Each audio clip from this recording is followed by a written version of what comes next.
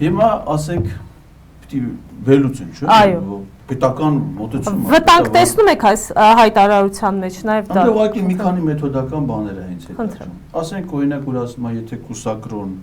քահանաներ պիտի ընդգրկվեն այդ խմբի մեջ, ստուգվի, չէ՞։ Այո։ Ով։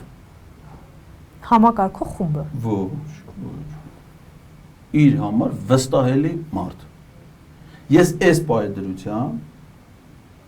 Աննա Հակոբյանից վստահելի մարդ Նիկոլ Փաշինյանի համար անկեղծս չեմ պատկերացնում։ Որտեղ իրանք վերջի շրջանում մանավանդ էս արշավում զուգահեռ գրառումներ են անում եւ կարծում եմ որ այդ գործը, այդ ստուգման պիտի վստահվի միայն վստահելի։ Հիմա կարող է Աննա Հակոբյանից բացի ուրիշ վստահելի մարդիկ էլ լինեն։ Ես իմ տեսածն եմ ասում, իմ պատկերացումներով ինք կարող լինի։ Որտեղ ինչ վայրում է ստուգում։ Ինքն էլ ասենք իր ճանաչած մեթոդներով, ասենք բունկեր կամ այլ մեթոդներով ստուգվի։ Եթե ասենք ասում է պաս պահածը, պիտի վերջի պահը նաև սննդակարգ է, հոգևոր իհարկե բաղադրիչն է գլխավորը պահքի շրջանում, որ մեղքերը չգործեր, բայց նաև սննդային կա։ Ուրեմն պիտի անալիզ վերցվի։ Չէ՞։ Ասենք հիմա մեկ եկավ, ասաց ես այս տարի Սուրբ Հարության տոնից առաջ